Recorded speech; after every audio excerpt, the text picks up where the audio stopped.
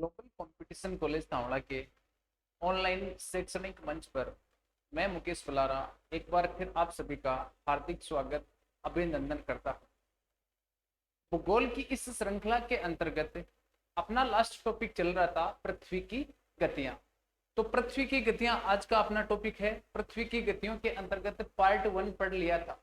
पृथ्वी की गतियों के अंतर्गत पार्ट 1 पढ़ लिया था। पार्ट 1 के अंदर अपन ने पढ़ा था कि पृथ्वी की एक गति है, वो गति है उसका नाम क्या है, घूर्णन गति या दैनिक गति, या फिर उसका दूसरा नाम क्या है, परिभ्रमण गति। इसके बारे में अपन ने लास्ट वीडियो में पढ़ लिया था। आज की क्लास को हम शुरू करते हैं पृथ्वी की जो गति है, गति नंबर 2। तो आज का टॉपिक भी है पृथ्वी की गतियां, और पृथ्वी की गतियों के अंतर्गत आज की जो गति है उसका नाम है परिक्रमण गति। कौन सी गति है? परिक्रमण गति।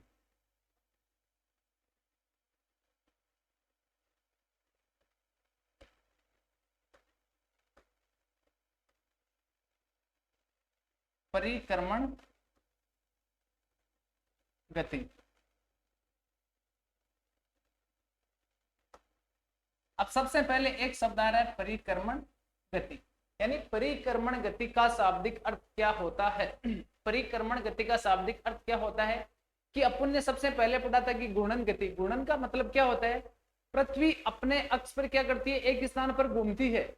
अपने अक्ष पर एक स्थान पर घूमती है, उसको क्या बोला? घूर्णन गति। जबकि इसके विपरीत पृथ्वी क्या करती है? सूर्य के चारों ओर, पृथ्वी सूर्य के चारों ओर जो अपना एक पूरा चक्र करती है, तो उस पूरे चक्र को बोलते हैं परिक्रमा करना। परिक्रमा, तो परिक्रमा का अर्थ क्या होता है? एक है सूर्य, और सूर्य के चारों ओर कौन परिक्रमा कर रही है? पृथ्वी अपना पूरा एक चक्र कर लेती है, उसको बोलते हैं पृथ्वी का परिक्रमण कक्ष बोलते हैं उसको। तो परिक्रमण का अर्थ क्या होता है? पृथ्वी का सूर्य के चारों ओर घूमना। पृथ्वी का सूर्य के चारों ओर घूमना।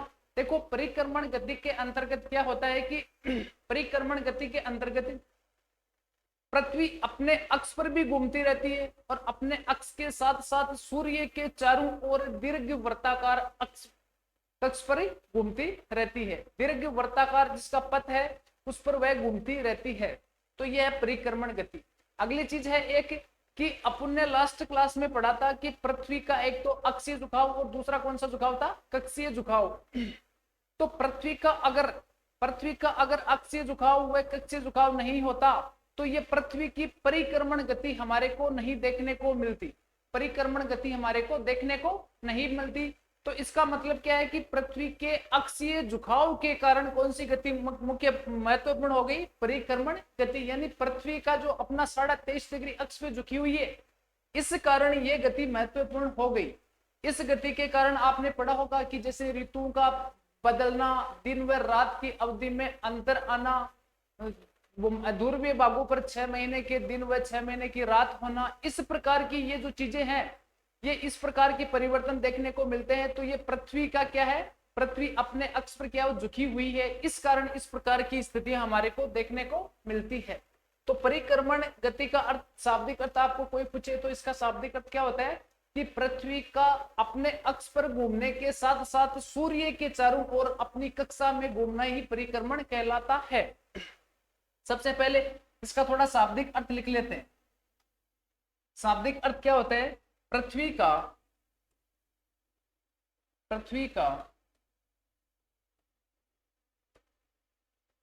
अपने अक्ष पर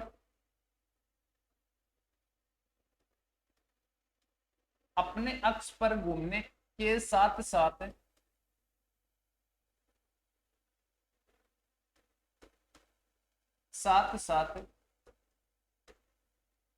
सूर्य के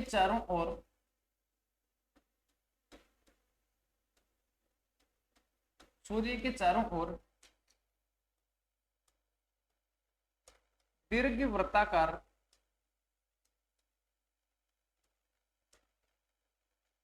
कक्ष में घूमना ही परिक्रमण कहलाता है। परिक्रमण कहलाता है। इसको एक डायग्राम के माध्यम से थोड़ा सी समझने की कोशिश करते हैं।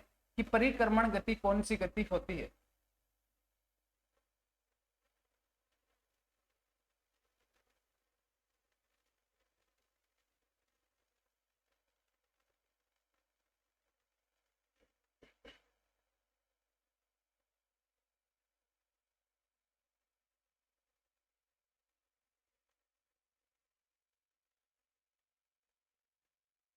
इस प्रकार की गति है, इसको बोलते हैं परिक्रमण गति। देखो मैंने आपको क्या बताया था कि घूर्णन गति के अंतर्गत क्या होता है, पृथ्वी पश्चिम से पूर्व दिशा की ओर घूर्णन करती है, पश्चिम से पूर्व दिशा की ओर घूर्णन करती है। उसके साथ साथ परिक्रमण गति है, इस परिक्रमण गति के अंतर्गत पृथ्वी अपने अक्ष पर घूमती है और अपने अक्ष पर घूमने के साथ साथ पश्चिम से पूर्व दिशा की ओर सूर्य के चारों ओर इस प्रकार ये चक्र लगाती है। तो ये दीर्घ वर्ताकार कक्ष में चक्र लगाती है, अपने अक्ष पर तो घूमती है लेकिन सूर्य के चारों ओर दीर्घ वृत्ताकार कक्ष में घूमती है। इस चीज का आपको ध्यान रखना है कि पृथ्वी अपने अक्ष पे भी पश्चिम दिशा से पूर्व दिशा की ओर घूम रही है, जबकि सूर्य के सापेक्ष यह भी पश्चिम से पूर्व दिशा की ओर घूम रही है, पश्चिम से पूर्व दिशा की ओर घूम रही है। तो इस प्रकार देखो ये पृथ्वी की क्या है, पश्चिम से पूर्व दिशा की ओर इस प्रकार ये घूम रही है, इस प्रकार ये घूम रही है। तो इसकी अलग अलग स्थितियां बन रही है, किसके सापेक्ष, सूर्य के सापेक्ष अलग अलग स्थितियां बन रही है। तो इन स्थितियों के बारे में पढ़ते हैं। आपको सबसे पहले इतना ध्यान रखना है कि पश्चिम से पूर्व दिशा की ओर पृथ्वी अपने अक्ष पर भी पश्चिम से पूर्व की ओर घूम रही है, जबकि अपनी कक्षा में भी पश्चिम से पूर्व दिशा की ओर घूम रही है। इस चीज का आपको विशेष ध्यान रखना है। उसके बाद में है कि ये पृथ्वी अपने अक्ष में 24 घंटे में अपने अक्ष पर घूमती रहती है, यानी अपना एक पूरा चक्कर 24 घंटे में करती है, जबकि ये पूरा का पूरा ये कक्षीय एक है, कक्षीय पूरा भाग है, कक्षीय आप बोल सकते हो इसकी कि पृथ्वी का अपने ये भाग है कौन सा, कक्ष। तो अपना कक्षीय एक चक्कर पूरा करने में इसको 365 दिन लग जाते हैं और ये दूरी लगभग 965 मिलियन किलोमीटर के समथिंग इसकी औसत दूरी है और 29.6 किलोमीटर प्रति सेकंड की गति से ये क्या करती है, अपने अक्ष पर घूमती रहती है, अपने अक्ष पर घूमती रहती है। तो ये बाद में डिटेल से पढ़ेंगे, एक बार मैंने आपको बता दिया। अब देखो एक बार आपको इतना देखना है कि सूर्य के सापेक्ष स्थितियां बनती है। ये पृथ्वी का एक भाग यहाँ पर है, उसके बाद में घूर्णन गति के द्वारा यहाँ पर आएगा, फिर यहाँ पर, फिर यहाँ पर और फिर यहाँ पर। तो इस प्रकार ये पूरा का पूरा एक क्या हो गया, इसका पूरा एक कक्षीय चक्र हो गया, पूरा का पूरा एक कक्षीय चक्र हो गया। तो एक कक्षीय चक्र करने में इसको लगते हैं 365 दिन, 365 सही 1/4 दिन।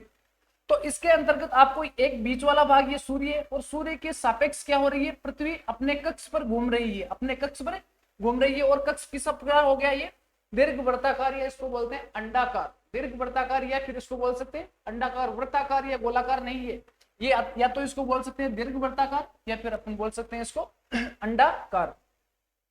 तो सबसे पहले आप इस स्थिति को देखो, ये यहाँ पर ये भाग कौन सा है, सूर्य का भाग है। तो सूर्य वाले भाग में आपको क्या दिखाई दे रहा है कि ये बीच वाला भाग है, ये सूर्य का है, ये भाग किसका आ रहा है, ये सूर्य का भाग आ रहा है। अब सूर्य के भाग के बाद में आप देखो इस डायग्राम के माध्यम से आप देखने की कोशिश करो, यहाँ पर 3 प्रकार की रेखाएं दिख रही है, एक 0 डिग्री दिख रही है, उसके ऊपर 23.5, उसके ऊपर 66.5 डिग्री है और नीचे वाले भाग में करक या मकर रेखा है। तो सबसे ऊपर वाली रेखा है, इस रेखा को बोलते हैं, ये आपकी ये रेखा कौन सी होगी, भूमध्य रेखा। कौन सी रेखा होगी, भूमध्य रेखा, इसको 0 डिग्री रेखा बोलते हैं। इसके नीचे वाला भाग है, इस भाग में भी ये इस प्रकार ये आपकी रेखा कौन सी होगी, भूमध्य रेखा हो गई। इसके नीचे वाले भाग में ये कौन सी रेखा होगी, भूमध्य रेखा। तो सूर्य की स्थिति, यानी कि सूर्य की स्थिति एक बार वर्ष में देखो, वर्ष में एक ऐसा दिन आता है जब सूर्य की स्थिति कहां पर रहती है, विषुवत रेखा पर रहती है, विषुवत रेखा या भूमध्य रेखा पर रहती है। अब ये तिथि कौन कौन सी हो सकती है, ये एक साल में 2 बार ऐसी स्थितियां बनती है। पहली स्थिति है उसको बोलते हैं कि इसको बोलते हैं बसंत विषुव। कौन सा विषुव, बसंत विषुव। और बसंत विषुव की ये कंडीशन बनती है 21 मार्च को। कब बनती है, 21 मार्च को जो विषुव बनता है उसको क्या बोलते हैं, बसंत विषुव। इस दिन क्या होता है कि सूर्य की एकदम सीधी किरणें कहां पर पड़ती है, 0 डिग्री या भूमध्य रेखा पे। ये भूमध्य रेखा वाला भाग है और इसके विपरीत वाला ये भूमध्य रेखा वाला भाग है। तो ये तो बनता है, इस ऊपर वाले विषुव को कौन सा बोलते हैं, इस विषुव को बोलते हैं बसंत विषुव। जबकि इसके विपरीत दिशा वाला नीचे वाला विषुव है, इसको क्या बोलते हैं, इसको बोलते हैं शरद विषुव। शरद विषु। और शरद ऋतु की स्थिति बनती है 23 सितंबर को, 23 सितंबर को, यानी 21 मार्च व 23 सितंबर दो ऐसी तिथियां हैं जब सूर्य की सीधी किरणें भूमध्य रेखा के सापेक्ष पड़ती है। 0 डिग्री रेखा या भूमध्य रेखा के सापेक्ष पड़ेगी तो वहां पर दिन व रात की अवधि लगभग समान होगी, दिन व रात की अवधि लगभग समान होगी।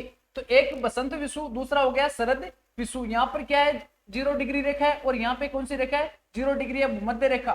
तो 0 डिग्री या भूमध्य रेखा के एकदम ऊपर सीधी किरणें कब पड़ रही है, एक तो 21 मार्च को पड़ रही है, दूसरी तिथि कौन सी, 23 सितंबर। तो 21 मार्च को बोलते हैं बसंत विषु और 23 सितंबर को बोलते हैं शरद विषु। इसके विपरीत देखो, एक तिथि आ रही है जब सूर्य की किरणें कहां पर पड़ रही है, ये रेखा कौन सी है, इस रेखा को बोलते हैं कर्क रेखा, यानी 23.5 डिग्री नॉर्थ। क्या इसको बोल सकते हैं, कौन सी रेखा, कर्क रेखा। एक कंडीशन ऐसी है जब सूर्य की सीधी किरण कहां पर पड़ रही है, कर्क रेखा पर पड़ रही है। इस तिथि को बोलते हैं 21 जून। कौन सी जून है, 21 जून। 21 जून को सूर्य की सीधी किरणें कहां पर पड़ती है, कर्क रेखा। इसका मतलब क्या है, उत्तरी गोलार्ध, यानी सूर्य उत्तरायण की तरफ जा रहा है। तो इसका मतलब क्या होगा, उत्तरी गोलार्ध के जितने भी भाग है, उत्तरी गोलार्ध के जितने भी भाग है, तो उत्तरी गोलार्ध के भागों में क्या होगी, दिन की अवधि लगातार बढ़ती जाएगी, दिन की अवधि लगातार बढ़ती जाएगी। यानी इसका मतलब क्या है, सूर्य कहां पर है, इसको बोलते हैं कर्क की संक्रांति। कौन सी संक्रांति, कर्क संक्रांति। 21 जून को कर्क संक्रांति होती है। या फिर एक नाम इसका और देखने को मिलता है, एक नाम इसका और देखने को मिलता है, इस दूसरा नाम है इसको बोलते हैं ग्रीष्म, ग्रीष्म आयनांत, ग्रीष्म आयनांत। तो कर्क संक्रांति व ग्रीष्म आयनांत की कंडीशन कब बनती है, जब सूर्य की सीधी किरण कौन सी रेखा पे पड़ती है, कर्क रेखा या 23.5 डिग्री नॉर्थ। इसको बोलते हैं Tropic of Cancer, Tropic of Cancer. इसका मतलब क्या है, सूर्य कौन सी दिशा में जा रहा है, सूर्य उत्तरायण में जा रहा है, उत्तरायण में जा रहा है। तो इसके अंतर्गत 21 जून तारीख कौन सी, 21 जून आपको याद रखना है। इसको बोलते हैं कर्क रेखा पे सूर्य की एकदम सीधी किरण पड़ रही है, इसका मतलब इसको बोलते हैं कर्क संक्रांति। इसके अलावा एक नाम इसका और मिलता है ग्रीष्म आयनांत। ग्रीष्म आयनांत का मतलब क्या होता है कि उत्तरी गोलार्ध के जितने भी देश है, उत्तरी गोलार्ध के जितने देश है, वहां पर सूर्य की किरणें क्या होगी, एकदम सीधी पड़ेगी। इसका मतलब क्या है, मध्य रेखा से जिससे हम ध्रुव की ओर जाएंगे तो दिन की अवधि लगातार बढ़ती जाएगी और भूमध्य रेखा पर दिन व रात की अवधि लगभग समान होती है। तो इससे अपन को एक चीज देखने को मिलती है कि आप पढ़ते हो कि ध्रुवीय भाग, ध्रुवीय भाग एकदम भूमध्य रेखा से एकदम ऊपर वाला भाग है, ध्रुव की तरफ है। इसका मतलब ध्रुवीय भाग में अपन देखते हैं कि 6 महीने के दिन व 6 महीने की रात होती है। इसका मतलब क्या है कि भूमध्य रेखा से अगर ध्रुवीय भाग की ओर अपन जाएंगे तो लगातार दिन की अवधि में क्या होगा, अंतर आता जाएगा, अंतर आता जाएगा। तो ये कंडीशन है, यानी कर्क रेखा के सापेक्ष सूर्य की एकदम सीधी किरण पड़ रही है। चौथी कंडीशन हो सकती है जब ये रेखा कौन सी है, इस रेखा को बोलते हैं 23.5 डिग्री साउथ, या इसको बोलते हैं मकर रेखा। कौन सी रेखा, मकर, मकर रेखा। यानी सूर्य कौन सी दिशा में चला गया, दक्षिणायन में चला गया। अब इस रेखा, यानी ये जब सूर्य मकर रेखा की सापेक्षता चमकता है तो ये तिथि कौन सी है, इस तिथि को बोलते हैं 22 दिसंबर। तिथि कब है, 22 दिसंबर। और इसका नाम है, इसका नाम एक नाम मिलता है मकर संक्रांति, मकर संक्रांति। एक नाम इसका और मिलता है, उसको बोलते हैं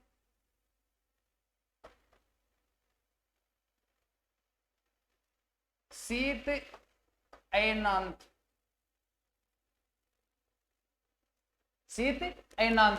तो 22 दिसंबर को सूर्य की एकदम सीधी किरण कहां पर पड़ती है, तो 22 दिसंबर को सूर्य की एकदम सीधी किरणें, इसको बोलते हैं Tropic of Capricorn, Tropic of Capricorn. इसका मतलब सूर्य कहां चला गया, दक्षिणायन में चला गया। तो दक्षिणी गोलार्ध के जितने भी देश है वहां पर सूर्य की किरणें एकदम सीधी पड़ेगी और दक्षिणी गोलार्ध के दिनों की अवधि क्या होगी, लगातार बढ़ती जाएगी। यानी 22 दिसंबर की तिथि है, जब 22 दिसंबर की तिथि को सूर्य की किरणें एकदम सीधी कहां पर पड़ती है, एकदम सीधी सूर्य की किरणें पड़ती है 23.5 डिग्री साउथ। इसको बोलते हैं मकर रेखा। और मकर रेखा के दिन एकदम मकर रेखा वाले भाग पर सूर्य की किरणें एकदम सीधी पड़ेगी, ये तिथि आएगी 22 दिसंबर। इसको बोलते हैं मकर संक्रांति।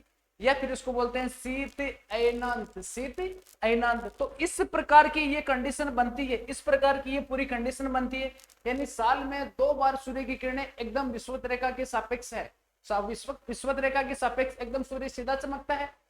वो तिथियां कौन कौन सी, एक तो 21 मार्च और दूसरा कौन सा है 23 सितंबर। यहाँ पर दिन व रात की अवधि समान होती है, जबकि एक तिथि है जब सूर्य की किरणें एकदम कर्क रेखा या 23.5 डिग्री नॉर्थ रेखा है, ट्रॉपिक ऑफ, इसको बोलते हैं ट्रॉपिक ऑफ कैंसर, इस वाले भाग में पड़ती है।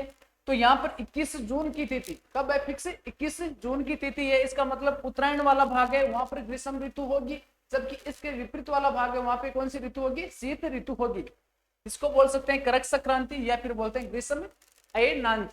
इसके विपरीत वाला भाग है, वहां पर सूर्य की एकदम सीधी किरणें कौन सी रेखा पे गिरेगी, मकर रेखा पे, इसको बोलते हैं ट्रॉपिक ऑफ कैप्रिकॉर्न। ये तिथि कब आएगी, 22 दिसंबर को। 22 दिसंबर को सूर्य की एकदम सीधी किरणें दक्षिणी गोलार्ध, यानी सूर्य दक्षिणायन में हो जाएगा, और दक्षिणी गोलार्ध में एक रेखा कौन सी है, मकर रेखा, इसके सापेक्ष सूर्य एकदम सीधा चमकेगा, इसको बोलते हैं शीत अयनांत। शीत अयनांत का अर्थ क्या होता है, सूर्य दक्षिणायन में चला गया तो दक्षिणी गोलार्ध में क्या होगा, वहां पे ग्रीष्म ऋतु होगी, जबकि उत्तरी गोलार्ध में क्या होगा, शीत ऋतु होगी, शीत ऋतु होगी। तो इस प्रकार का ये पूरा का पूरा एक चक्र है, इस चक्र को बोलते हैं कक्ष। अक्ष का मतलब होता है अपने स्थान पर घूमना, और कक्ष का मतलब होता है सूर्य के चारों ओर चक्र लगाना, सूर्य के चारों ओर चक्र लगाना, इसको बोलते हैं कक्ष। तो ये दीर्घ वर्ताकार कक्ष है। आपको इतना ध्यान रखना है कि जिस प्रकार 4 तिथियां याद रखनी है आपको इस स्पेशल रूप से। एक रेखा होती है उसको बोलते हैं विषुवत रेखा या भूमध्य रेखा, दूसरी रेखा है उसको बोलते हैं करक रेखा, और एक रेखा है उसको बोलते हैं मकर रेखा। तो सूर्य, आपको भूगोल विषय के अंतर्गत आपको कोई भी अध्ययन करना है या किसी चीज के बारे में पढ़ना है, तो आपको या तो विषुवत रेखा के बारे में पढ़ना पड़ेगा, या फिर 23.5 डिग्री नॉर्थ और 23.5 डिग्री साउथ, यानी करक और मकर रेखा के बीच की जो स्थितियां होती है उनके बारे में विशेष रूप से पढ़ना पड़ता है। तो परिक्रमण गति के अंतर्गत सूर्य 2 बार विषुवत रेखा के सापेक्ष चमकता है, और 1 बार कर्क और दूसरी बार मकर रेखा। तो इस पूरे के पूरे चक्र को क्या बोलते हैं, परिक्रमण गति बोलते हैं। अब इसको थोड़ा परिक्रमण गति है, इसको थोड़ा डिटेल से पढ़ लेते हैं कि 965 मिलियन किलोमीटर की इसकी ये औसत दूरी है। ये औसत दूरी कितनी है, 965 मिलियन किलोमीटर। 965 मिलियन किलोमीटर इसका एक ये पूरा का पूरा चक्र होता है, और 365 दिन में ये पूरा कर लेता है। जबकि इसकी गति क्या रहती है, 29.6 किलोमीटर प्रति सेकंड की दर से इसकी गति रहती है। तो इसको परिक्रमण गति है, इसके बारे में थोड़ा सी डिटेल से आगे लिख लेते हैं।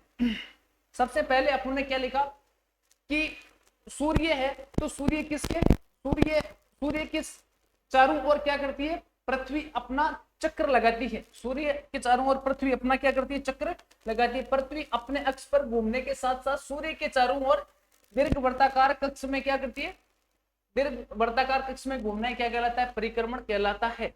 इसके आगे ये तिथियां हैं, इन तिथियों को मैं आपको आगे लिखा दूंगा, एक बार आपको याद रखना है, और एक बार इसको यहीं पे नोट डाउन कर लेना है, थोड़ा बहुत आप करना चाहो तो।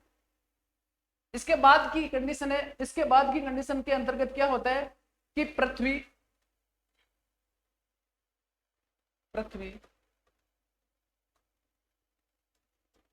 पश्चिम से पूर्व की ओर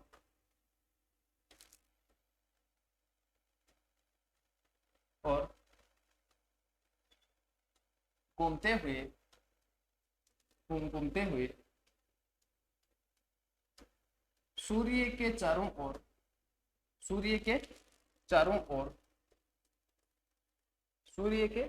चारों ओर अपनी कक्षा में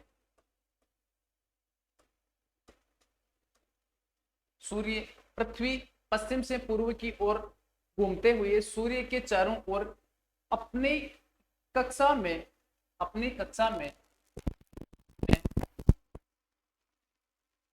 वार्षिक यात्रा करती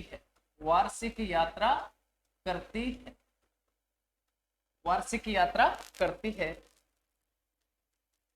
अगला दूसरा बिंदु है, यानी वार्षिक यात्रा करती है। पूरे के पूरे एक वर्ष का मतलब होता है 365 दिन की बात हो रही है, तो ये अपना हो गया पूरी वार्षिक यात्रा करती है। अब इसके बाद की बात है कि पृथ्वी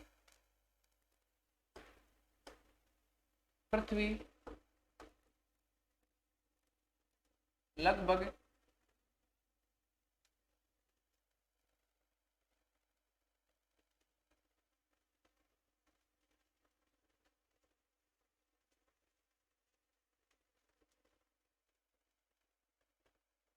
पृथ्वी की कक्षा, पृथ्वी की कक्षा लगभग 965 मिलियन किलोमीटर लंबी है। किलोमीटर लंबी है, यानी पृथ्वी की कक्षा है। पृथ्वी की, देखो घूर्णन गति के घूर्णन गति पढ़ा था, तब हमने एक शब्द यूज किया था कक्ष, लेकिन यहाँ पे अपना क्या करना है, कक्षा करनी है, ना कि अक्ष। वहां पे अक्ष था घूर्णन गति पे, और यहाँ पे क्या करनी है, कक्षा, यानी पूरा का पूरा एक चक्कर लगाती है, उसको बोलते हैं एक कक्षा। तो पृथ्वी की कक्षा लगभग 965 मिलियन किलोमीटर लंबी है। 965 मिलियन किलोमीटर लंबी है। और जो यह लगभग, यह लगभग 365 दिनों में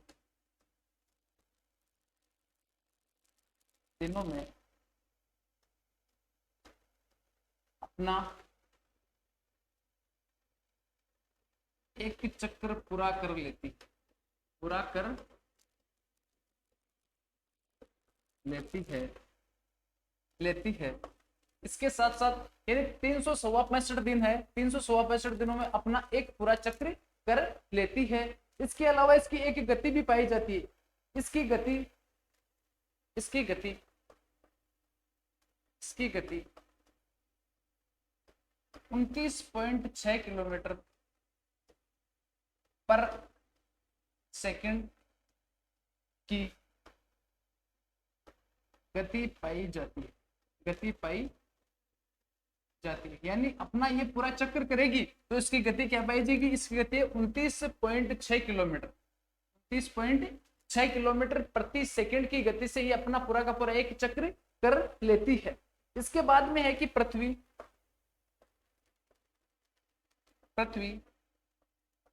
अपनी कक्षा में, पृथ्वी अपनी कक्षा में चक्र अंडाकार, या इसको बोल सकते हैं दीर्घ वृत्ताकार, अंडाकार या दीर्घ वृत्ताकार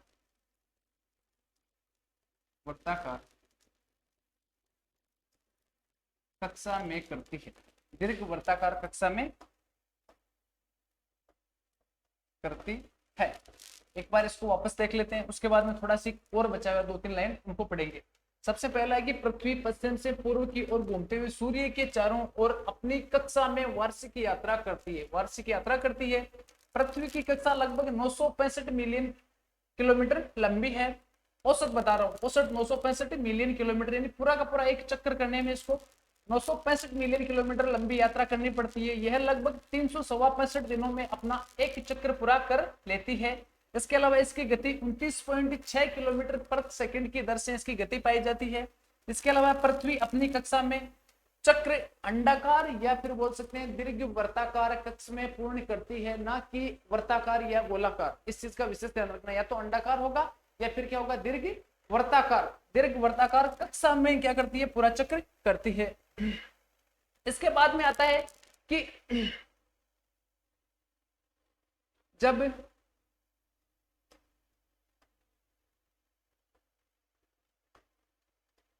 सूर्य के सापेक्ष, जब सूर्य के सापेक्ष पृथ्वी की परिक्रमण गति होती है तो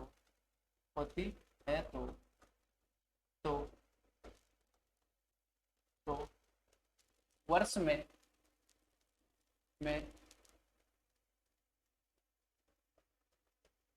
कुछ ऐसी स्थितियां बनती है, ऐसी स्थितियां बनती है जब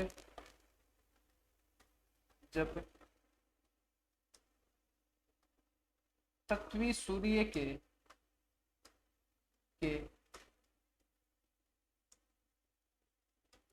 एकदम पास आ जाती है, पास आ जाती है, इसे उपसौर कहते हैं। उपसौर कहते हैं, कहते हैं यह स्थिति, यह स्थिति 3 जनवरी को होती है, 3 जनवरी को होती है, जब सूर्य व पृथ्वी के बीच, पृथ्वी के बीच की दूरी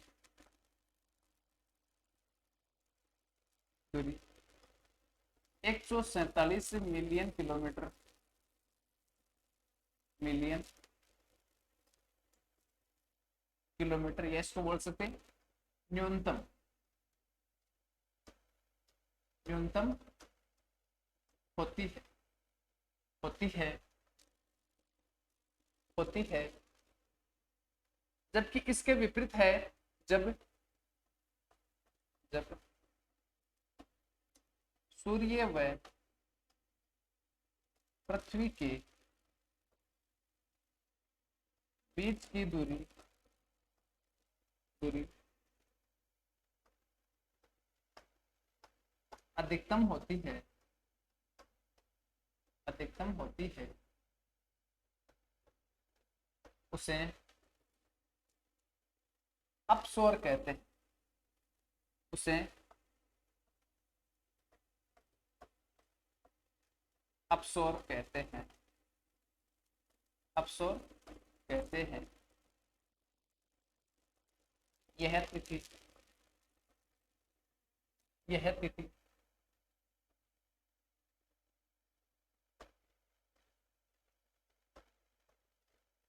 4 जुलाई को, 4 जुलाई को होती, 4 जुलाई को होती है, जब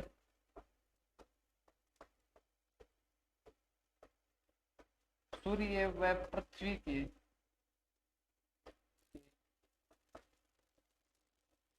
बीच की दूरी, दूरी 152 मिलियन, मिलियन किलोमीटर होती है, 152 मिलियन किलोमीटर होती है। नीचे देखो एक इंपॉर्टेंट चीज, सूर्य व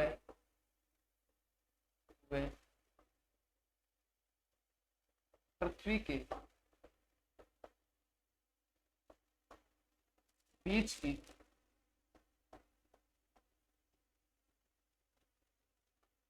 औसत दूरी 150 मिलियन, 150 मिलियन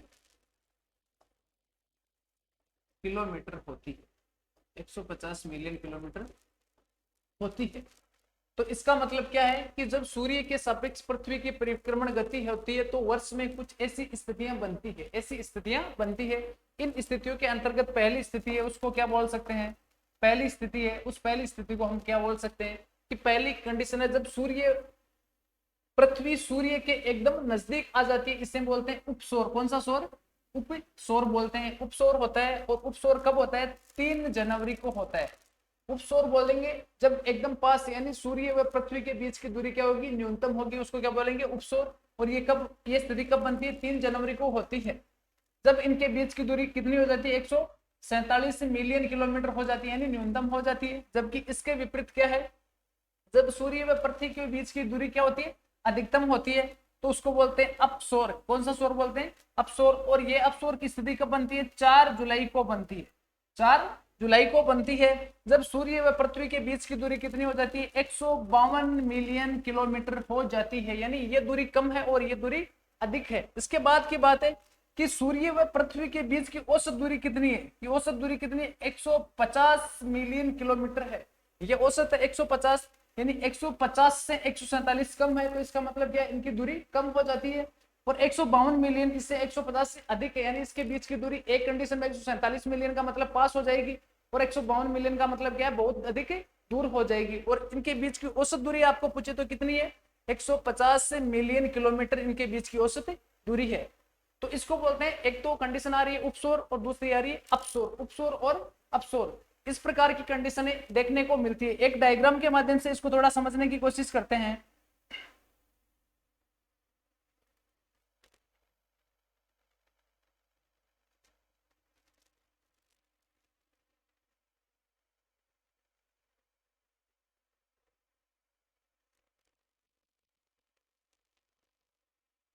ये एक डायग्राम है। इस डायग्राम के माध्यम से आपको मैं दो चीज बताऊंगा। एक तो आपको समझना है उपसौर क्या होता है, जबकि इसके विपरीत एक कंडीशन आती है उसको बोलते हैं अपसौर।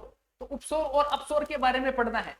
तो मैंने आपको क्या बताया कि जब सूर्य व पृथ्वी के बीच की औसत दूरी कितनी होती है, पृथ्वी व सूर्य के बीच की औसत दूरी 150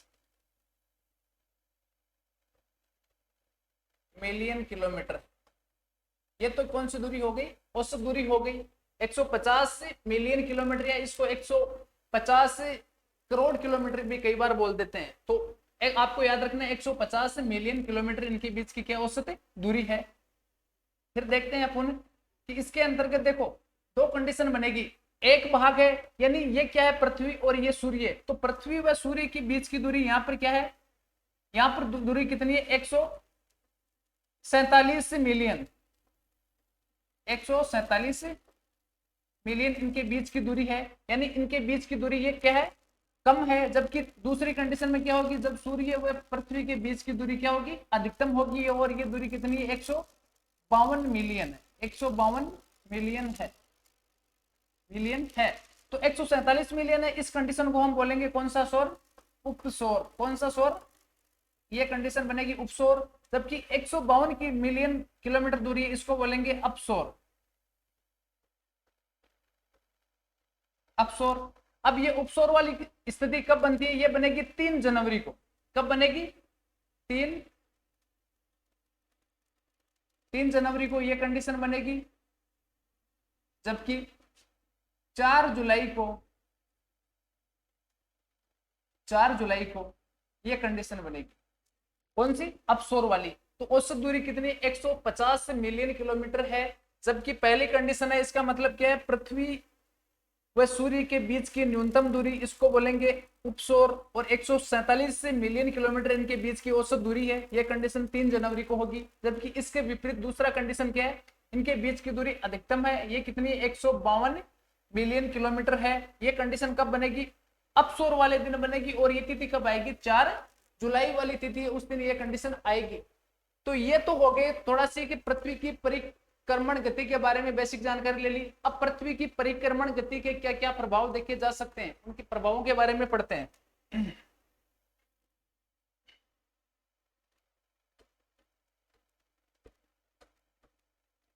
परिक्रमण गति के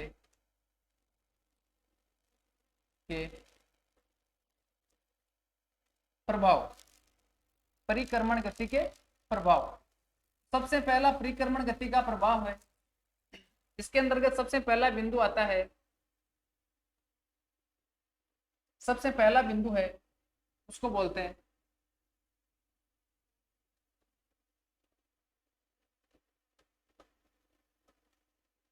उपसौर व अपसौर की स्थिति का बनना, उपसौर व अपसौर की स्थिति का बनना। तो उपसौर वाली स्थिति कब बनेगी, उपसौर वाली स्थिति कब बनेगी, उपसौर वाली स्थिति बनेगी, उपसौर की स्थिति कब बनेगी, 3 जनवरी को उपसौर वाली स्थिति बनेगी। जबकि अपसौर वाली स्थिति कब बनेगी, 4 जुलाई को अपसौर वाली स्थिति बनेगी। तो उपसौर के अंतर्गत मैंने अभी डायग्राम के माध्यम से बताया कि 3 जनवरी को उपसौर वाली कंडीशन बनेगी और 4 जुलाई को अपसौर वाली स्थिति बनेगी। तो ये पहला प्रभाव कौन सा हो गया, परिक्रमण गति का पहला प्रभाव है उपसौर व अपसौर की स्थिति का बनना। इसके विपरीत, इसके आगे चलते हैं, दूसरा प्रभाव है, दूसरे प्रभाव में आता है ऋतुओं का बनना, ऋतुओं का बनना। अब ऋतुओं का बनने का शाब्दिक अर्थ क्या हो कि अलग अलग प्रकार की ऋतुएं बनती है, अलग अलग प्रकार की ऋतुएं बनती है। इन ऋतुओं के अंतर्गत मुख्यतया देखो, मैंने अभी आपको एक डायग्राम के माध्यम से बताया था कि एक बनता है जब बोलते हैं उसको बसंत विषु, उसके बाद में आता है शरद विषु, एक आएगा उसको बोलते हैं ग्रीष्म अयनान, और दूसरा आएगा उसको बोलते हैं शीत अयनान। तो वो क्या है, ऋतु परिवर्तन हो रहा है, ऋतु परिवर्तन हो रहा है। तो ऋतुओं का बनना, इसके अंतर्गत देखो चार कंडीशन, चार स्थितियां लेते हैं। सबसे पहली है, वो कंडीशन है, एक तिथि है 21 मार्च और दूसरी आएगी 23 सितंबर। 21 मार्च और दूसरी आएगी 23 सितंबर। इसके बाद आएगा 21 जून और दूसरी आएगी 22 दिसंबर। आपको चार तिथियां याद रखनी है, चार तिथियां। अब 21 मार्च वाला दिन है, तो 21 मार्च वाले दिन क्या होगा, 21 मार्च वाले दिन की है कंडीशन, तो वहां पे एक कंडीशन बनेगी, उसको बोलते हैं बसंत विषु, बसंत विषु। जबकि 23 सितंबर है, यहां पर बनेगी, उसको बोलते हैं शरद विषु, शरद विषु। 21 जून है, इसको बोल सकते हैं कि ग्रीष्म अयनांत, ग्रीष्म अयनांत। जबकि 22 दिसंबर को इसको बोल सकते हैं कि शीत अयनांत, शीत अयनांत, शीत अयनांत। या फिर ग्रीष्म और बसंत वाला है, इसको बोल सकते हैं कर्क संक्रांति, कर्क संक्रांति। इसको बोल सकते हैं मकर संक्रांति, मकर संक्रांति। तो ये सब क्या है, ऋतुओं का हेर फेर है। सबसे पहले 21 मार्च को जब एक ऋतु है उसको बोलते हैं बसंत ऋतु। कौन सी ऋतु आएगी, बसंत ऋतु आएगी। मार्च के बाद में जून आएगा, तो जून में इसके बाद में ग्रीष्म ऋतु आ जाएगी, और 23 सितंबर को शरद ऋतु आ जाएगी, और 22 दिसंबर को कौन सी ऋतु आ जाएगी, शीत ऋतु, शीत ऋतु। तो 21 मार्च में 23 सितंबर, इन दो तिथियों को क्या होता है, इन दो तिथियों की सूर्य की स्थिति किसके सापेक्ष होती है, दोनों तिथियों में सूर्य की स्थिति किसके सापेक्ष होती है। तो आपको याद रखना है, इन दोनों स्थितियों में सूर्य की स्थिति भूमध्य रेखा के सापेक्ष होती है। कौन सी रेखा के, भूमध्य रेखा के सापेक्ष, के सापेक्ष होती है। जबकि 21 जून है, 21 जून को सूर्य की स्थिति कहां पर होती है, कर्क रेखा के सापेक्ष, कर्क रेखा के सापेक्ष, तभी इसको कर्क संक्रांति बोलते हैं। जबकि 22 दिसंबर है, यहां पर होगा मकर रेखा के सापेक्ष, मकर रेखा के सापेक्ष, मकर रेखा के सापेक्ष। यानी कर्क रेखा का मतलब क्या है, उत्तरी गोलार्ध में सूर्य उत्तरायण में होगा, जबकि 22 दिसंबर वाले भाग में क्या होगा, सूर्य दक्षिणी गोलार्ध यानी दक्षिणायन में होगा। तो ये दूसरा है, पहला उपसौर व अपसौर की स्थिति बनना। 3 जनवरी व 4 जुलाई को ये स्थितियां बनती है। इस उपसौर वाले भाग में सूर्य व पृथ्वी के बीच की औसत दूरी कम होती है, यहाँ पर पृथ्वी और सूर्य की औसत दूरी क्या होती है, अधिकतम हो जाती है। दूसरा है ऋतुओं का बनना, कि अलग अलग प्रकार की ऋतुएं बनती है। तो इन ऋतुओं का निर्माण किस कारण होता है, पृथ्वी की परिक्रमण गति के कारण होता है। पहली तिथि है 21 मार्च, इसको बोलते हैं बसंत विषु। दूसरा है 23 सितंबर, इसको बोलते हैं शरद विषु। यानी इन दोनों कंडीशनों में भूमध्य रेखा के सापेक्ष सूर्य की स्थिति होती है। सूर्य यानी वर्ष भर में 2 बार विषुवत रेखा के एकदम लंबवत चमकता है, लंबवत ही चमकेगा। जबकि 21 जून को कर्क रेखा के सापेक्ष यानी उत्तरायण में चला जाएगा, और 22 दिसंबर को क्या होगा, दक्षिणायन में या मकर रेखा के सापेक्ष सीधा चमकेगा। तो यहाँ पर क्या होती है, ऋतुओं का बनना। ये अलग अलग प्रकार की ऋतुएं यहाँ पर बनती है। फिर तीसरा बिंदु है, तीसरे बिंदु के अंतर्गत आता है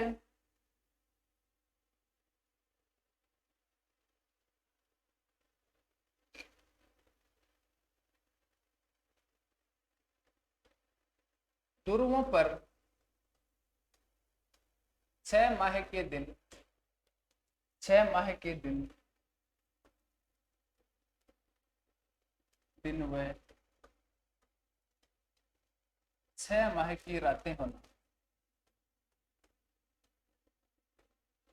रातें होना।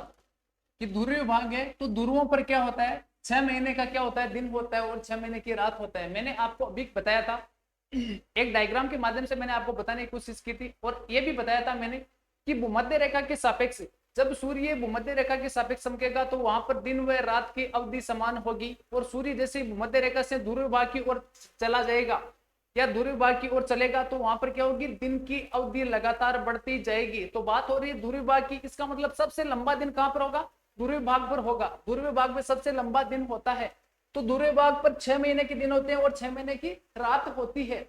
इस कंडीशन को मैं आपको एक छोटे से डायग्राम के माध्यम से समझाने की कोशिश करता हूं, आप कोशिश करना समझने की।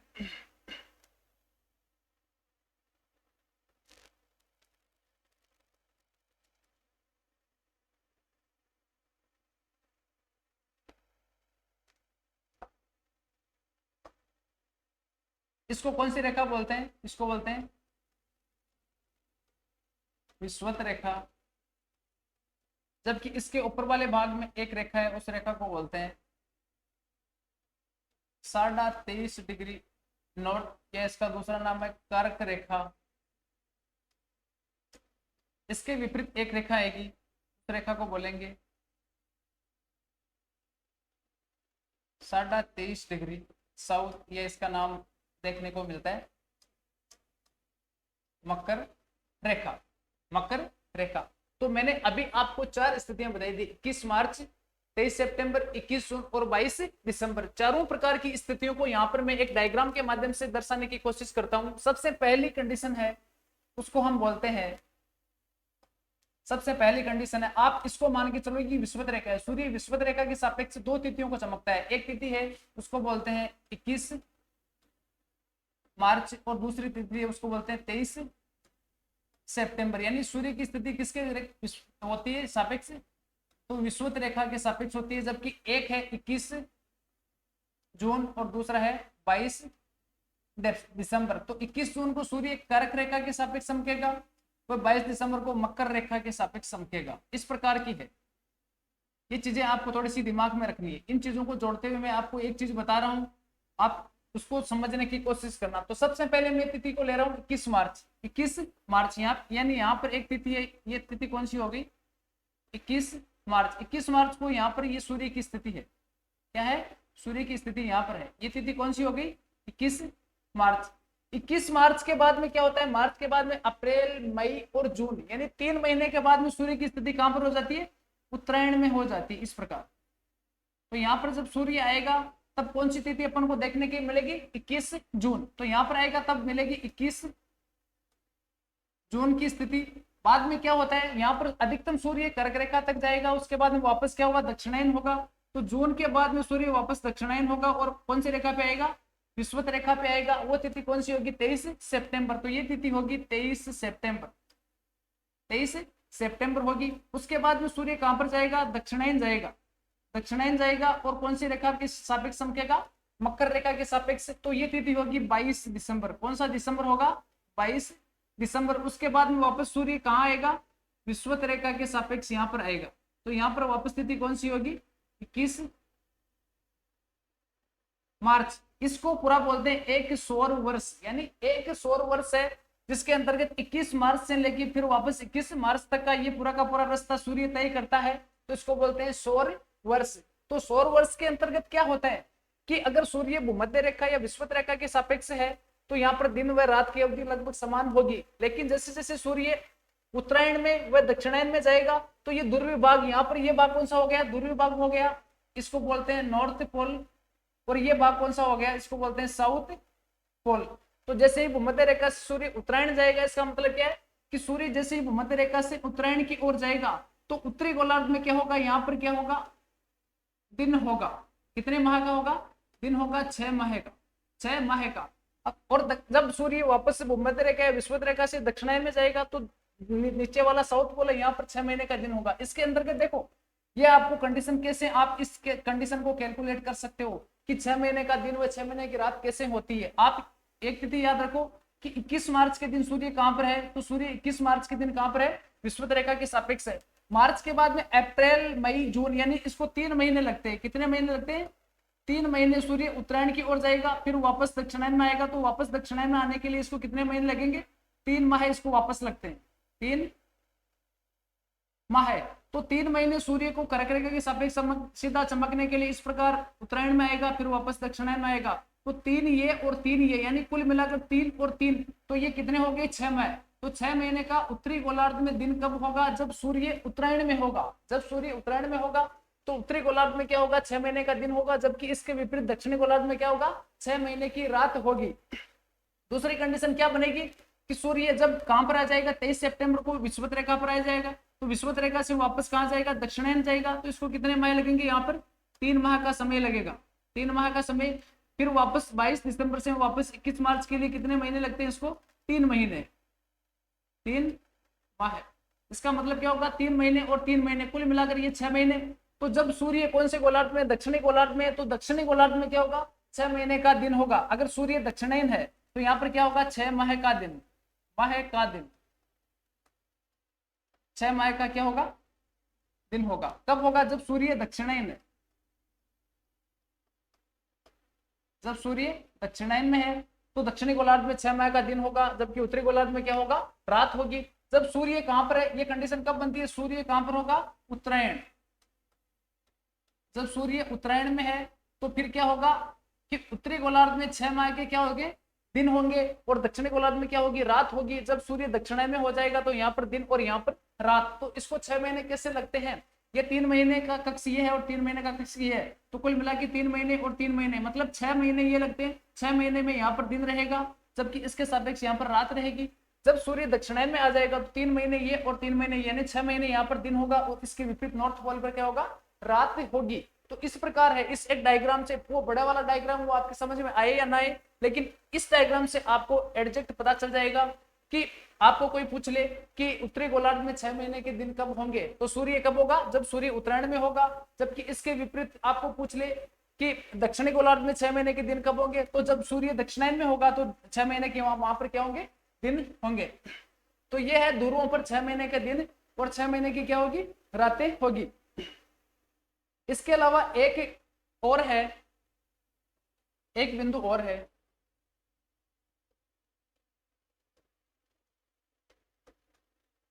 महत्वपूर्ण अक्षांशों का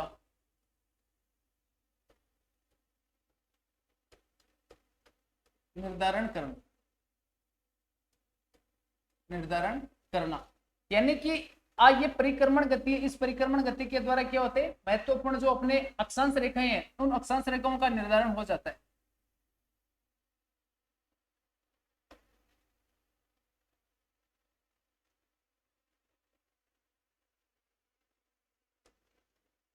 इस रेखा को बोलते हैं विषुवत रेखा। दूसरी रेखा है, इसको बोलते हैं 23.5 डिग्री नॉर्थ, या इसका दूसरा नाम मिलता है कहीं पे कर्क रेखा। इसके सापेक्ष एक रेखा है दक्षिणी गोलार्ध में, इस रेखा का नाम मिलता है 23.5 डिग्री साउथ, या इसका नाम मिलता है मकर रेखा।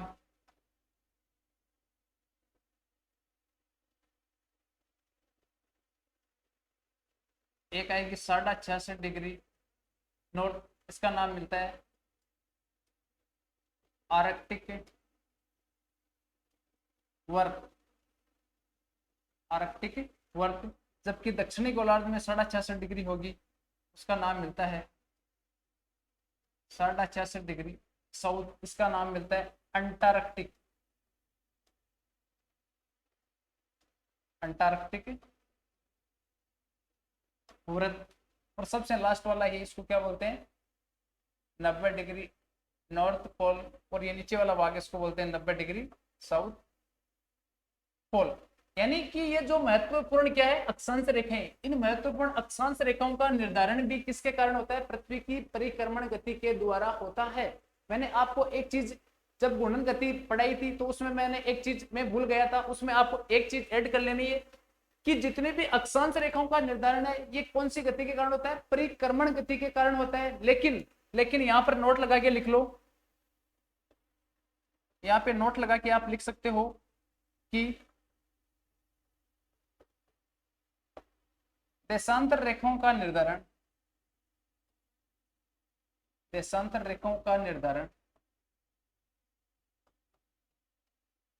देशांतर रेखाओं का निर्धारण पृथ्वी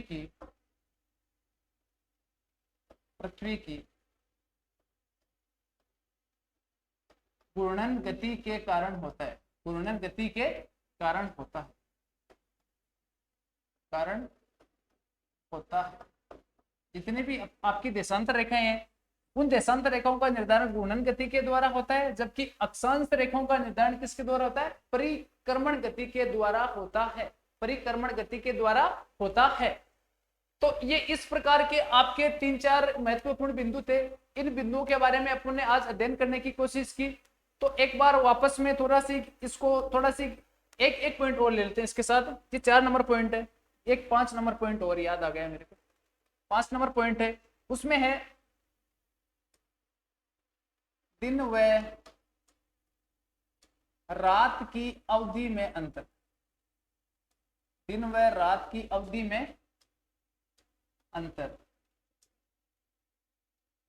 वैसे मैंने आपको थोड़ा बहुत बता तो दिया है कि जहां पर दूसरे भागों में 6 महीने के दिन व 6 महीने की रात होती है, तो उसके अंतर्गत मैंने आपको ये बताने की कोशिश की। लेकिन एक बार वापस बता देता हूं आपको कि दिन व रात की अवधि में अंतर। दिन व रात की अवधि में अंतर कैसे होता है कि ये आपकी कौन सी रेखा हो गई? ये रेखा हो गई विषुवत रेखा। कौन सी रेखा है? विषुवत रेखा है। तो विषुवत रेखा पर दिन व रात की अवधि क्या होती है? इस विषुवत रेखा पर क्या होगा? दिन व रात की अवधि समान होगी। दिन व रात की अवधि क्या होगी? रात की अवधि क्या होगी? समान होगी,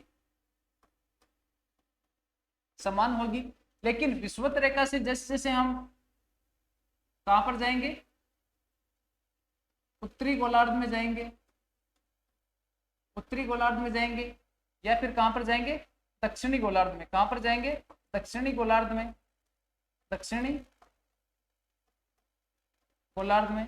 तो जब भूमध्य रेखा से हम उत्तरी गोलार्ध में जाएंगे या दक्षिणी गोलार्ध में जाएंगे, तो यहाँ पर क्या होगी? उत्तरी गोलार्ध में जाएंगे तो यहाँ पर क्या हो जाएगी? दिन की अवधि में क्या होगा? दिन की अवधि में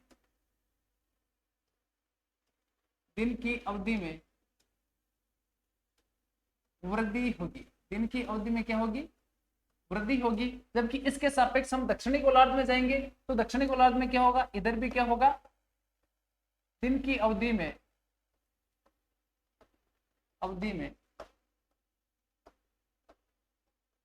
वृद्धि होगी। आपको इतना ध्यान रखना है कि दिन व रात की अवधि किसके सापेक्ष समान होती है? तो दिन व रात की अवधि विषुवत रेखा के सापेक्ष एकदम समान होती है।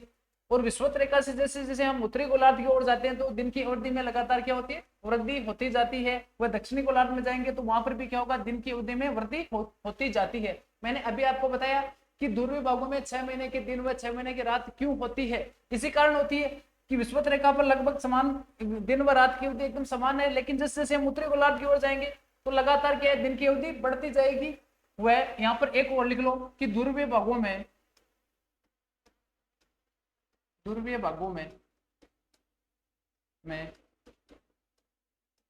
6 माह के दिन होंगे। दिन वह रातें होती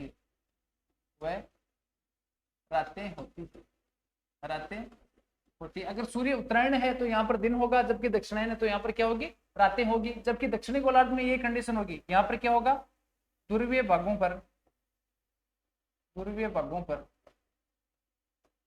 पर अधिकतम दिन की अवधि होगी। अधिकतम दिन की अवधि यानी 6 माह के दिन हुए 6 माह की रातें होगी। 6 माह की रातें होगी। इस कंडीशन को आपको इतना ध्यान रखना है कि विषुवत रेखा के सापेक्ष सूर्य की एकदम सीधी किरणें पड़ती है तो यहाँ पर दिन व रात की अवधि एकदम समान होती है। लेकिन विषुवत रेखा से जैसे हम उत्तरी गोलार्ध में जाएंगे तो सर्वाधिक दिन की अवधि में वृद्धि कहां पर होगी? उत्तरी गोलार्ध में होगी। जबकि दक्षिण वाले भाग में सर्वाधिक वृद्धि कहां पर होगी? दक्षिणी गोलार्ध में होगी। तभी उत्तरी गोलार्ध और दक्षिणी गोलार्ध में दिन की अवधि 6 महीने की होती है और रात की अवधि भी क्या होती है? 6 महीने की होती है। दिन की अवधि बढ़ेगी तो रात की अवधि भी बढ़ेगी। अगर सूर्य उत्तरायण में है तो यहाँ पर दिन की अवधि 6 महीने यहाँ पर दिन होगा, जबकि दक्षिणी गोलार्ध में क्या होगी? रात होगी। जब सूर्य दक्षिणायन में है तो यहाँ पर 6 महीने के दिन और यहाँ पर 6 महीने की क्या होगी, रात होगी। तो दिन व रात की अवधि में अंतर, ये दिन व रात की अवधि में अंतर किस कारण आता है, पृथ्वी की परिक्रमण गति के कारण दिन व रात की अवधि में क्या आता है, अंतर आता है। तो ये कुछ महत्वपूर्ण बिंदु है। अब एक बार वापस इनको थोड़ा सी देख लेते हैं। आज की क्लास हमने शुरू की थी पृथ्वी की परिक्रमण गति से। परिक्रमण गति के अंतर्गत मैंने आपको 4 तिथियां बताई थी। 4 तिथियां देखो, परिक्रमण का मतलब क्या होता है, सूर्य के सापेक्ष इस प्रकार पूरा का पूरा क्या है, एक कक्षा में चक्र लगाना, ये कहलाता है परिक्रमण। तो परिक्रमण पश्चिम से पूर्व दिशा की ओर करेगा। 4 तिथियां मुख्य, एक तो सूर्य की स्थिति एकदम विषुवत रेखा यानी भूमध्य रेखा के सापेक्ष, और दूसरी स्थिति यहाँ पर दोनों स्थितियों में क्या होगी, भूमध्य रेखा के सापेक्ष होगी। एक तिथि 21 मार्च है, दूसरी तिथि कौन सी, 23 सितंबर। 21 मार्च को बसंत विषुव बोलते हैं, 23 सितंबर को शरद विषुव बोलते हैं। ये 2 कंडीशन होगी जब सूर्य की स्थिति कहां पर, भूमध्य रेखा के एकदम सीधी है। अगली कंडीशन आएगी जब सूर्य की स्थिति कौन सी रेखा के, कर्क रेखा के सापेक्ष एकदम सीधी है, तो वो कंडीशन आएगी 21 जून को, और उस दिन बोलते हैं कर्क संक्रांति या ग्रीष्म अयनान। इसके विपरीत सूर्य की स्थिति कहां पर होगी, मकर रेखा के एकदम सीधी होगी, तो मकर रेखा वाले भाग में क्या होगा, ग्रीष्म ऋतु होगी। ये कंडीशन आएगी 22 दिसंबर को, इसको बोलते हैं मकर संक्रांति या शीत अयनान ये बोलते हैं। और ये कंडीशन आपको याद रखनी है, 21 मार्च, 23 सितंबर, 21 जून और 22 दिसंबर। इसके बाद में है पृथ्वी पश्चिम से पूर्व की ओर। ये चीज आपको ध्यान रखनी है कि पृथ्वी पश्चिम से कहां की ओर चल रही है, पूर्व की ओर, पश्चिम से पूर्व की ओर। तो पृथ्वी का घूर्णन है और पृथ्वी का परिक्रमण है। घूर्णन गति व पृथ्वी की परिक्रमण गति दोनों पश्चिम से पूर्व दिशा की ओर ही होगी, एक ही दिशा की ओर होगी। और ये क्या, पृथ्वी अपनी कक्षा में लगभग 965 मिलियन किलोमीटर लंबी दूरी तय करती है, यानी पूरा का पूरा अपना एक चक्र करने में इसको औसत दूरी कितनी है, 965 मिलियन किलोमीटर लंबी है, जो ये लगभग 365 दिनों में पूरी करती है। 365 दिनों में अपना पूरा एक चक्र कर लेती है। और इसकी जब गति होती है वो कितनी होती है, 29.6 किलोमीटर पर सेकंड की गति से क्या करती है, ये अपना चक्र पूरा करती है। बाद में पृथ्वी अपनी कक्षा में अंडाकार या फिर बोल सकते हैं दीर्घ वर्ताकार कक्षा में क्या करती है, चक्र लगाती है। बाद में ये कुछ विशेषताएं, पृथ्वी सूर्य के सापेक्ष परिक्रमण गति होती है, तो वर्ष में कुछ ऐसी स्थितियां बनती है। एक स्थिति है जिसको बोलते हैं अपन उपसौर। उपसौर की कंडीशन कब बनेगी, 3 जनवरी को उपसौर की कंडीशन बनेगी, जब सूर्य व पृथ्वी के बीच की औसत दूरी क्या होगी, न्यूनतम यानी 147 मिलियन किलोमीटर होगी। जबकि इसके विपरीत क्या है, जब सूर्य व पृथ्वी के बीच की दूरी क्या होगी, अधिकतम होगी। उसको बोलते हैं कि उपसौर की कंडीशन बनेगी। 4 जुलाई को यह कंडीशन बनेगी, इनके बीच की औसत दूरी 152 मिलियन किलोमीटर हो जाएगी। अगली चीज है कि पृथ्वी व सूर्य के बीच की जो अधिकतम औसत दूरी है वो 150 मिलियन किलोमीटर है। ये मैंने बताने की कोशिश की आपको कि पृथ्वी व सूर्य के बीच की औसत दूरी कितनी है, तो 150 मिलियन किलोमीटर है। जब सूर्य व पृथ्वी के बीच की दूरी क्या है, न्यूनतम 3 जनवरी को होगी, उस कंडीशन को बोलते हैं उपसौर, और 147 मिलियन किलोमीटर इनके बीच की दूरी होगी। जबकि इसके विपरीत है, सूर्य व पृथ्वी के बीच की दूरी क्या है, अधिकतम 4 जुलाई को होगी, 152 मिलियन, और इस कंडीशन को बोलते हैं उपसौर। अगली है परिक्रमण गति के प्रभाव। ये गतियों के जो प्रभाव है ये बड़े इंपॉर्टेंट है, इनको थोड़ा सा आपको ध्यान से समझना है। और समझ में एक बार में नहीं है तो वीडियो को दूसरी बार देखना और कोशिश करना याद करने की। पहला है उपसौर व अपसौर। अभी मैंने बताया 3 जनवरी को उपसौर होगा व 4 जुलाई को क्या होगा, अपसौर होगा। उपसौर वाले कंडीशन में क्या होगा, जब सूर्य व पृथ्वी के बीच की दूरी क्या होगी, न्यूनतम होगी। जब अपसौर वाले भाग में सूर्य व पृथ्वी के बीच की दूरी क्या होगी, अधिकतम हो जाएगी। 3 जनवरी व 4 जुलाई आपको तिथियां याद रखनी है।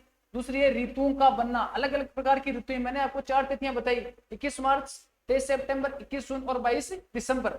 तो जब सूर्य की स्थिति 21 मार्च व 23 सितंबर को सूर्य की एकदम सीधी किरणें कहां पर पड़ती है, भूमध्य रेखा के सापेक्ष पड़ती है। तो 21 मार्च के दिन बोलते हैं, उसको बोलते हैं बसंत विषुव, और 23 सितंबर को बनेगी, उसको बोलेंगे शरद विषुव। इसके विपरीत जब सूर्य उत्तरी गोलार्ध में चलाएगा या उत्तरायण चला जाएगा, तो सूर्य की किरणें कर्क रेखा पर 21 जून को सीधी पड़ती है, कर्क रेखा के सापेक्ष सीधी पड़ेगी, उस दिन बोलते हैं ग्रीष्म अयनांत, यानी उत्तरी गोलार्ध में ग्रीष्म ऋतु होगी।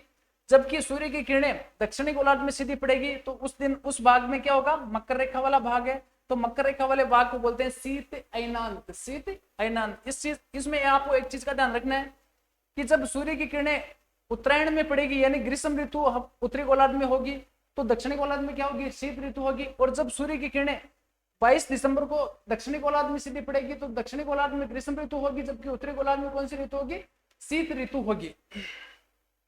अगली है ध्रुवों पर 6 माह के दिन व 6 महीने की रातें बनना। वापस 4 तिथियां, एक तिथि मैंने बताई 21 मार्च, दूसरी 21 जून, तीसरी 23 सितंबर और चौथी कौन सी 22 दिसंबर। 4 तिथि याद रखनी है। तो सूर्य 21 मार्च को सूर्य की स्थिति कहां पर रहती है, विषुवत रेखा के सापेक्ष रहती है। तो उसके बाद में सूर्य मार्च के बाद में अप्रैल, मई और जून 3 महीने किधर चलता है, यानी उत्तरी गोलार्ध की ओर जाता है। तो 3 महीने इसको जाने में लगते हैं, फिर वापस 3 महीने कहाँ आता है, दक्षिणी गोलार्ध में आएगा, दक्षिणायन होगा तो लगेंगे। तो 3 महीने जाने में और 3 महीने वापस आने में, यानी सूर्य विषुवत रेखा वाला भाग ये विषुवत रेखा पर है, फिर वापस विषुवत रेखा पर आएगा। तो विषुवत रेखा से विषुवत रेखा में 3 महीने जाने में और 3 महीने वापस आने में। इसका मतलब क्या है कि 6 महीने में उत्तरी गोलार्ध में क्या होगा, 6 महीने का क्या होगा, दिन होगा, 6 महीने का दिन होगा। और सूर्य की कंडीशन जब उत्तरायण होगी, इसके विपरीत सूर्य की कंडीशन उत्तरायण में दक्षिण वाले भाग में क्या होगा, 6 महीने की रातें होगी। जबकि इसके विपरीत जब सूर्य 23 सितंबर को, ये कंडीशन कब बनती है, 23 सितंबर को विषुवत रेखा पे आ गया, विषुवत रेखा के बाद में वापस दक्षिणायन में जाएगा, तो ये कंडीशन आएगी 22 दिसंबर को। तो 3 महीने इधर आने में, फिर वापस विषुवत रेखा पे आएगा, 21 मार्च की कंडीशन बनेगी। तो 3 महीने इधर आने में और 3 महीने वापस इधर आने में, ये टोटल 6 महीने हो गए। तो 6 महीने का मतलब होता है सूर्य दक्षिणायन में है तो दक्षिणी गोलार्ध में क्या होगा, 6 महीने का दिन होगा, जबकि उत्तरी गोलार्ध में क्या होगी, 6 महीने की रात होगी। अगली कंडीशन है महत्वपूर्ण अक्षांशों का निर्धारण। जितने भी विषुवत रेखा है 23.5 डिग्री, 66 डिग्री है, इसके अलावा 23.5 डिग्री ये मकर रेखा, ये कर्क रेखा, व आर्कटिक व अंटार्कटिक वर्त, यानी जितने भी महत्वपूर्ण अक्षांश रेखा है इन सब का निर्धारण पृथ्वी की परिक्रमण गति के द्वारा होता है। मैंने आपको एक चीज यहाँ पे बता दी, जब मैं आपको गुणन गति पढ़ा रहा था तब मैं भूल गया था इस चीज को आप वहां पे नोट डाउन कर लेना कि देशांतर रेखाओं का निर्धारण पृथ्वी की गुणन गति के कारण होता है, जबकि अक्षांश रेखाओं का निर्धारण पृथ्वी की परिक्रमण गति के कारण होता है। अगला है दिन व रात की अवधि में अंतर। दिन और रात की अवधि के अंतर्गत क्या होता है कि विषुवत रेखा के सापेक्ष सूर्य की एकदम सीधी किरणें पड़ती है, तो वहां पर दिन व रात की अवधि एकदम समान होती है, यानी 12 घंटे के दिन और 12 घंटे की क्या होती है, रातें होती है। जबकि विषुवत रेखा से जैसे जैसे हम ध्रुव की ओर जाएंगे या जैसे उत्तरी गोलार्ध में जा रहे हैं, तो उत्तरी गोलार्ध में विषुवत रेखा से जैसे जैसे हम उत्तरायण में जा रहे हैं यानी उत्तरी दिशा में जा रहे हैं, तो उत्तरी गोलार्ध की ओर जाने पर दिन की अवधि क्या होगी, लगातार बढ़ती जाएगी। और दिन की अधिकतम वृद्धि कहां पर होगी, या अधिकतम वृद्धि कहां पर होगी, ध्रुवीय भाग पर होगी। तभी ध्रुवीय भाग पर 6 महीने के दिन होते हैं व 6 महीने की रातें होती है। तो अधिकतम दूरी यानी विषुवत रेखा पर एकदम समान दूरी होगी, और जैसे जैसे हम ध्रुव की ओर जाएंगे तो इनके बीच की दूरी क्या होगी, दिन की अवधि लगातार बढ़ती जाएगी। और दिन की अधिकतम दूरी कहां पर होती है, दिन की अधिकतम अवधि, दूरी नहीं अधिकतम अवधि होगी उत्तरी गोलार्ध में, जहां पर 6 महीने के दिन होंगे, यहाँ पर 6 महीने के दिन होंगे तो यहाँ पर 6 महीने की रात होगी, जबकि यहाँ पर 6 महीने का दिन है तो यहाँ पर 6 महीने की क्या होगी, रात होगी। तो न्यूनतम दूरी कहां पर होती है, विषुवत रेखा पर होगी। और विषुवत रेखा से जैसे जैसे हम ध्रुव की ओर जाएंगे तो लगातार क्या होगी, इनके दिन की अवधि लगातार बढ़ती जाएगी। इस प्रकार ये अपने है पृथ्वी की गतियां। पृथ्वी की गतियों के अंतर्गत मैं आज की क्लास को यहीं समाप्त करता हूं। आप इन नोट्सों के साथ साथ आपके पास जो भी पाठ्य सामग्री है उसको थोड़ा बहुत पढ़ने की कोशिश करो। हो सकता है कि मैं आपको अधिकतम देने की कोशिश कर रहा हूं, लेकिन आपके पास जो भी पाठ्य पुस्तक है उसको आप थोड़ा बहुत संदर्भ माने और एक बार उसको पढ़ ले, उसके बाद में आप इन नोट्सों को बना ले आराम से, ताकि आपके इजीली समझ में आ सकता है। थैंक्स, आज की क्लास को ये समाप्त करते हैं। थैंक्स।